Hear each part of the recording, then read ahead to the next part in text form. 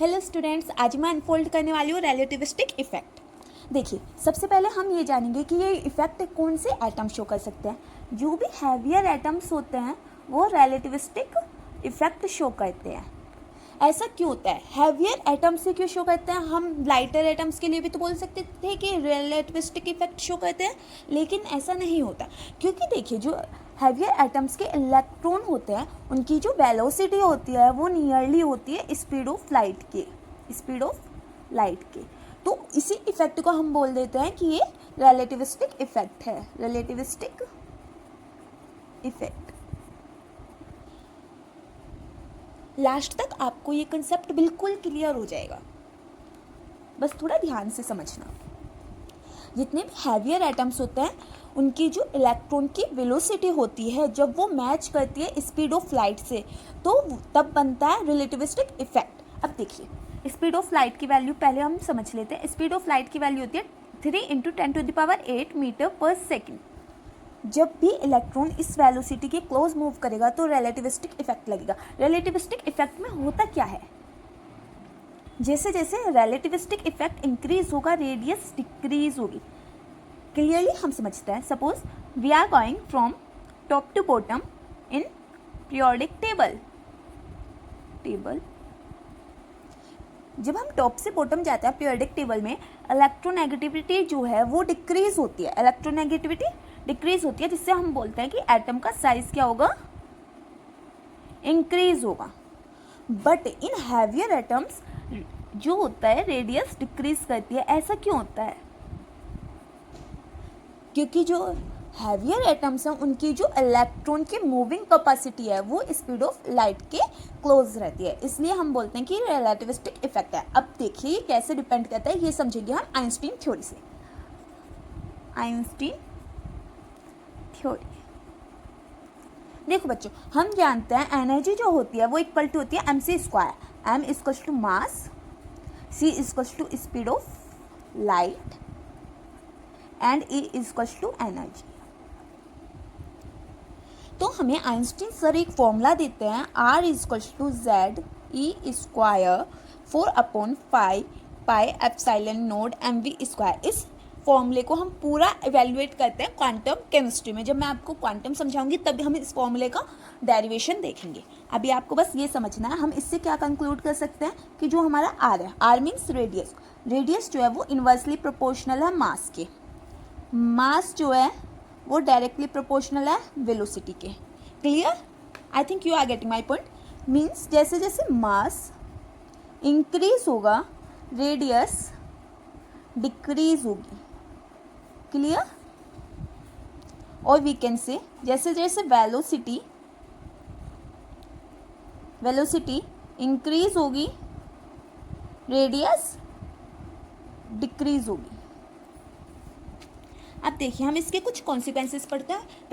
पहले आप periodic table के इस वीडियो को देखिए। यूनिक क्वेश्चंस को अनलॉक करेंगे। आपने कभी सोचा है गोल्ड येलो कलर का क्यों होता है, जबकि ये एजी सीरीज मीन्स सिल्वर सीरीज का है? ये सिल्वर होना चाहिए था कलर में। मरकरी लिक्विड कैसे है रूम टेम्परेचर पर, जबकि कैडमियम और जिंक सीरीज का है जो सॉलिड रहते हैं रूम टेम्परेचर पर। थैलियम, लेड, बिस्मिथ सभी लोअर ऑक्सीडेशन स्टेट में कैसे स्टेबल हैं, जबकि ये हायर स्टेट प्रेफर करनी चाहिए थी ना। थैलियम की +1 होती है, लेड की +2, बिस्मिथ की +3। ये सभी लोअर ऑक्सीडेशन स्टेट में स्टेबल है। लेंथेनाइड एक्टिनाइड कॉन्ट्रैक्शन क्यों हुआ, क्यों हमें अलग से सीरीज बनानी पड़ी? ये सभी के आंसर आपको आज की वीडियो में मिलेंगे। अब देखिए, अब हम इसकी बात करते हैं कॉन्सिक्वेंसेस की। आखिरकार रिलेटिविस्टिक इफेक्ट के क्या क्या कॉन्सिक्वेंसेस हुए। देखिए, जैसे मैंने अभी बताया कि Hg जो है वो लिक्विड रहता है रूम टेम्परेचर पर, जबकि ये सॉलिड होना चाहिए। जिंक और कैडमियम सीरीज का है ना, तो सॉलिड होना चाहिए था, लेकिन ये रूम टेम्परेचर पर लिक्विड क्यों रहता है? जो Hg के बीच का मेटेलिक बॉन्ड होता है वो बहुत ज़्यादा वीक होता है। मेटेलिक बॉन्ड क्या होता है? वीक होता है। अब मेटेलिक बॉन्ड वीक कैसे हो सकता है? देखिए, जो इसकी 6s² होती है वो डीपली बरीड होती है। मीन्स जो इफेक्टिव न्यूक्लियर चार्ज है इस पर ज़्यादा अप्लाई होता है, मीन्स रेडियस तो स्मॉल होगी, जैसे जैसे साइज डिक्रीज होता है एटम का तो जो उसके इलेक्ट्रॉन्स हैं, शेल्स हैं, ऑर्बिटल्स हैं, वो भी तो कंट्रैक्ट होती है ना, वही यहाँ पर फील अप्लाई होती है। तो जो Hg मेटल है, एक Hg ये रहा, दूसरा Hg ये रहा, इनकी ऑलरेडी जो है s ऑर्बिटल बहुत ज़्यादा कॉन्ट्रैक्ट है तो वो अच्छे से ओवरलैपिंग नहीं कर पाएगी। जब ओवरलैपिंग नहीं कर पाएगी तो वीक मेटेलिक बॉन्ड का फॉर्मेशन होता है, जिसकी वजह से ये लिक्विड रहता है रूम टेम्परेचर पर। अब देखिए नेक्स्ट हम समझाते हैं, हम एग्जांपल लेते हैं गोल्ड का। गोल्ड येलो क्यों होता है, जबकि AU is the representation of gold.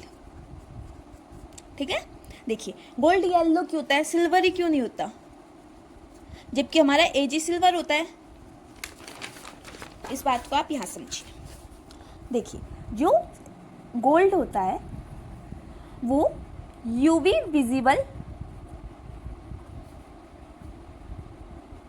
जो गोल्ड होता है वो UV से विजिबल में शिफ्ट हो जाता है रिलेटिविस्टिक इफेक्ट के थ्रू। रिलेटिविस्टिक इफेक्ट जो है वो हायर एटम्स पे लगता है, अभी मैं और डिटेल में से समझाऊंगी। देखिए गोल्ड जो है, गोल्ड का जो रीजन था वो हमारा UV रीजन में आना था, लेकिन रिलेटिविस्टिक इफेक्ट लगने की वजह से वो विजिबल रीजन में चला गया, तो उसने करी blue light absorb. Blue light का एब्जॉर्प्शन हुआ। जैसे कि हम जानते हैं जब भी हम कोई स्पेक्ट्रा फाइंड करते हैं, जब भी हम स्पेक्ट्रा निकालते हैं तो कॉम्प्लीमेंट्री कलर शो होता है, जो एब्जॉर्ब होगा उसका कॉम्प्लीमेंट्री कलर शो होता है। तो ब्लू का कॉम्प्लीमेंट्री कलर क्या है, येलो। इसी वजह से जो गोल्ड है वो येलो कलर का होता है।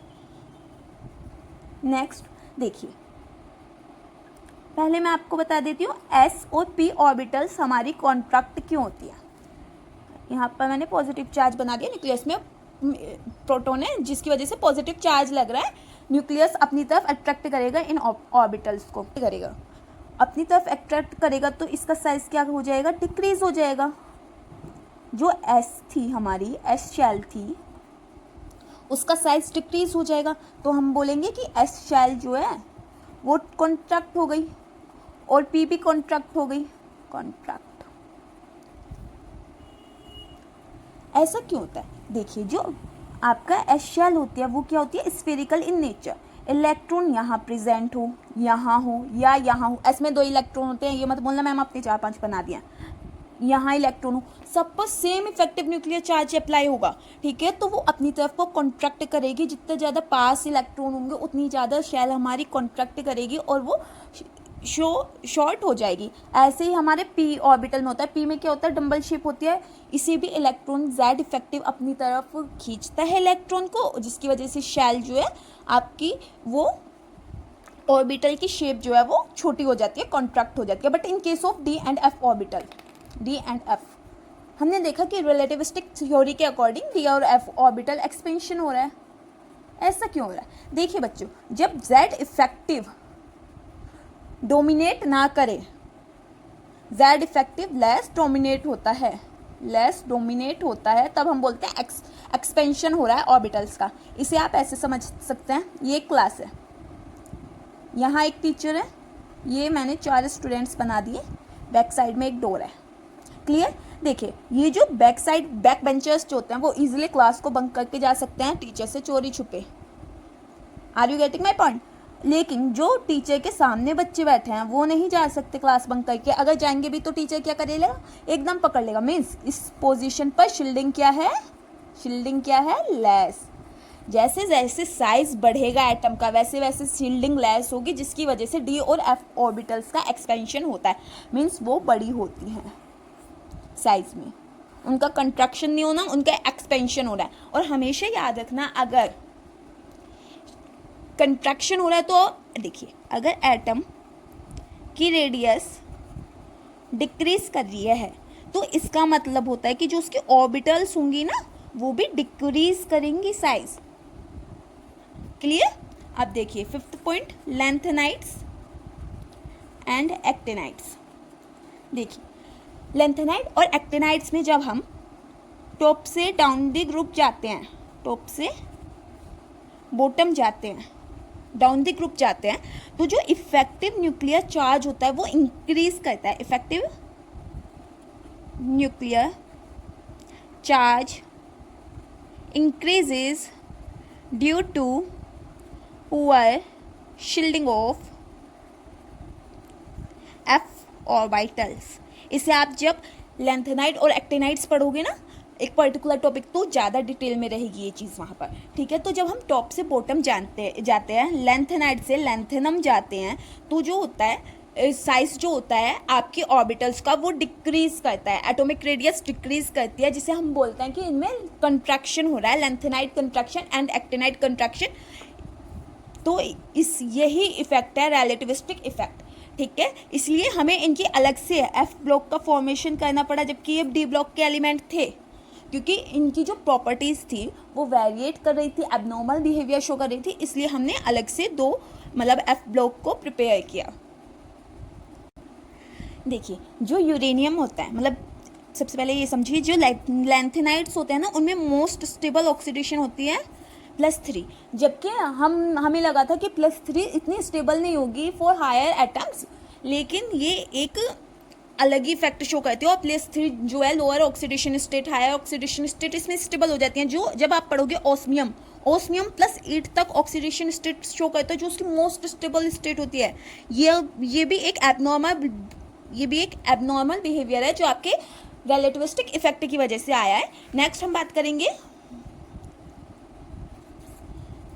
देखिए जैसे लेड हो गया, थैलियम हो गया और बिस्मिथ हो गया, इनकी +2 +1 +3 क्यों स्टेबल है, +4 क्यों स्टेबल नहीं है।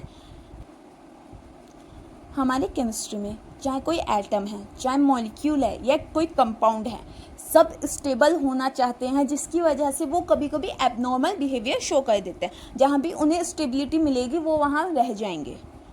सबको स्टेबल होना है लाइफ में, हम भी क्यों पढ़ रहे हैं, हमें स्टेबल होना है। Are you getting my point. इसलिए जो आपके लेड, थैलियम और बिस्मिथ है ये लोअर ऑक्सीडेशन स्टेट में स्टेबल रहते हैं rather than higher oxidation state. जो इनकी नॉन बॉन्डिंग s इलेक्ट्रॉन्स होते हैं ना, s ऑर्बिटल के जो नॉन बॉन्डिंग इलेक्ट्रॉन्स रहते हैं या जो s ऑर्बिटल में इलेक्ट्रॉन्स रहते हैं वो बहुत ज़्यादा स्टेबल हैं, वो रिएक्शन नहीं करते, जिसकी वजह से इनकी +2 +1 और +3 ऑक्सीडेशन स्टेट स्टेबल रहती है।